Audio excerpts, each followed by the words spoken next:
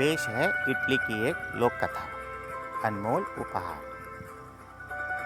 एक पुरानी कहावत है कि क्षुद्र चीजें भी मूल्यवान हो सकती हैं। जिन चीजों मसालों का व्यापार होता था, यह कहावत अवश्य ही सच थी।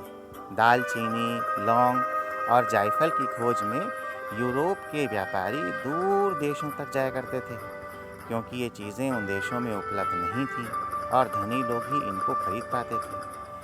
जब एंटोनियो अपने नगर जेनोवा से मसाले खरीदने के लिए अपने जहाज पर निकला, तो संयोग से उसे पता चला कि उसके पास भी एक ऐसी मूल्यवान वस्तु थी जो उन द्वीपों पर दुर्लभ थी। वहाँ का राजा चूहों की समस्या का समाधान खोज रहा था। घटना चक्र से सिद्ध हुआ कि जो चीज़ एक व्यक्ति के लिए मूल्यहीन होती है, वह दूसरे के लिए मूल्यवान हो सकती है। तो आइए आनंद लेते हैं एक इतालवी लोक कथा का, अनमोल उपहार। इसके पहले एक लेखक का नोट है, वो भी आपके साथ साझा कर रहा हूँ। विश्व के इतिहास में मसालों की महत्वपूर्ण भूमिका रही है। यद्यपि दालचीनी, लौंग और जायफल जैसे मसाले आजकल प्रचुर मात्रा में उपलब्ध हैं, एक समय ये इतने दुर्लभ थे कि यूरोप के व्यापारी इनकी खोज में दूर देशों की यात्रा किया करते थे। लोक कथाओं में ऐसे देशों की कई कहानियां हैं जहां चूहों ने उत्पात मचा रखा था और जहां के लोग बिल्लियों के विषय में कुछ न जानते थे। ऐसी यह कहानी इटली की लोक कथा है। बहुत समय पहले इटली में एक नगर जेनोवा में एंटोनियो नाम का एक सौदागर रहता था। एक दिन एंटोनियो ने अपने जहाज सामान से भर लिया और दूर दराज के द्वीपों की यात्रा पर चल पड़ा। उसकी योजना उन मसालों को खरीदने की थी जिनकी उसके देश में बहुत मांग थी। वो पहुंचकर वह एक द्वीप वहां पहुंचकर वह एक द्वीप से दूसरे द्वीप गया। उसने मखमल देकर दालचीनी, गुड़िया देकर लौंग, चमड़े की पेटियां देकर जायफल खरीदा।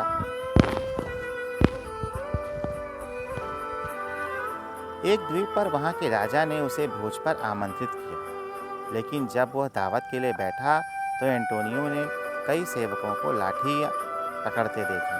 प्रतीत हो रहा था कि वो सब किसी को मारने के लिए तैयार खड़े हैं। कितने आश्चर्य की बात है, वो सोचने लगा। ये पहरेदार क्या कर रहे हैं? जब भोजन परोसा गया तो एंटोनियो को अपने प्रश्न का उत्तर मिल गया। व्यंजनों की सुगंध पाकर दर्जनों चूहे अचानक वहां पर आ गए।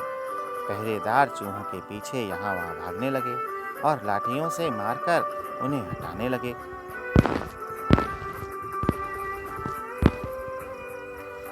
एंटोनियो स्तब्ध रह गया। महाराज, उसने कहा, क्या इस द्वीप पर बिल्लियां नहीं हैं?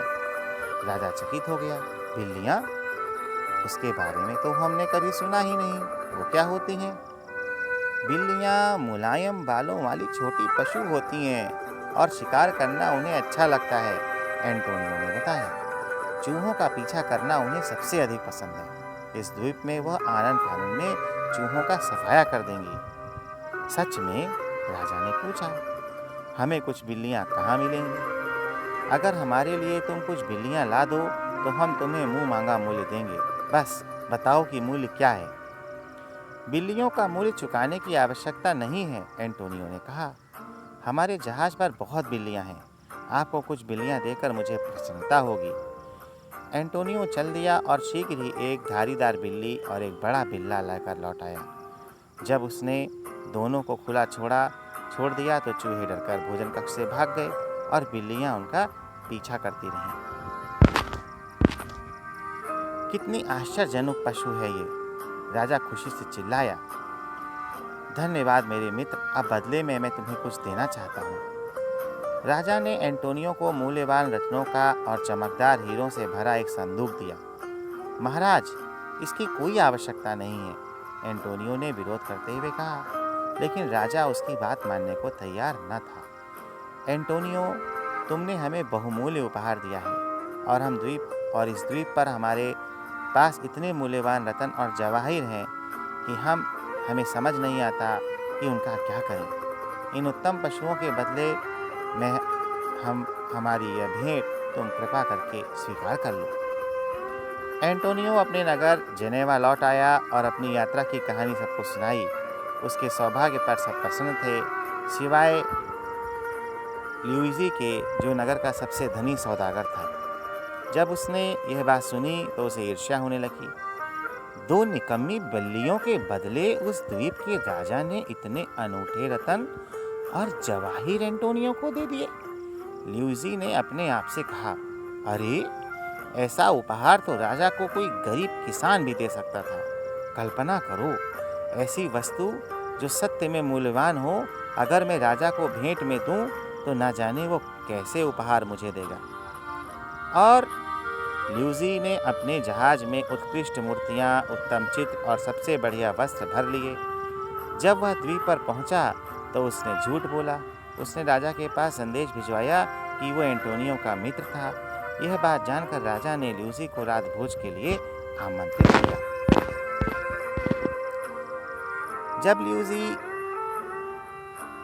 के लाए बहुमूल्य उपहार राजा ने देखे तो आश्चर्यचकित हो गया। तुम्हारी उदारता से मैं बहुत प्रभावित हूँ ल्यूइजी, राजा ने कहा। मुझे समझ नहीं आ रहा कि मैं अपना आभार कैसे व्यक्त करूं। राजा ने अपने मंत्रियों से बात की। कुछ समय बाद ल्यूइजी को शाही दरबार में बुलाया गया। तुम्हारे उपहार के विषय में हमने बहुत चर्चा की ल्यूइजी। यह बताने में मुझे प्रसन्नता हो रही है कि हमने एक उत्तम उपहार चुन लिया है, वह सच में बहुमूल्य है। इतना कहकर राजा ने सेवकों को आदेश दिया कि उपहार ले आएं। ल्यूइजी बड़ी कठिनाई से अपनी उत्तेजना को दबा पाया।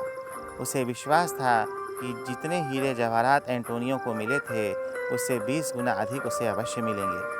मखमल में कपड़े में ढका हुआ रेशम का एक गद्दा राजा ने ल्यूइजी को भेंट दिया। अब ल्यूइजी ने मखमल का कपड़ा उठाया तो वह अवाक रह गया। गद्दे में पर एक रोएदार गेंद था। जब गेंद हिला तो ल्यूइजी को समझ आया कि वो था बिल्ली का बच्चा। तुम्हारे मित्र ने जो अनमोल बिल्लियां हमें दी थीं, उन्होंने अभी अभी बच्चे दिए हैं।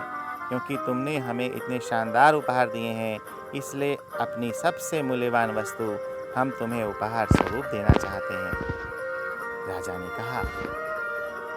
ल्यूइजी ने जब राजा के प्रफुल्लित चेहरे को देखा तो उसे एहसास हुआ कि राजा के लिए बिल्ली का छोटा बच्चा उन सारी बहुमूल्य वस्तुओं से अधिक मूल्यवान था जो उसने राजा को उपहार में दी थी। वो समझ गया कि मुस्कुराकर प्रसन्नता से राजा का उपहार स्वीकार करने का नाटक करना ही उचित होगा, और उसने वैसा ही किया। और यद्यपि ल्यूइजी धनवान बनकर घर न लौटा था, परंतु वह अधिक बुद्धिमान अवश्य हो गया था। कहानी प्रस्तुत की जयशेखर ने।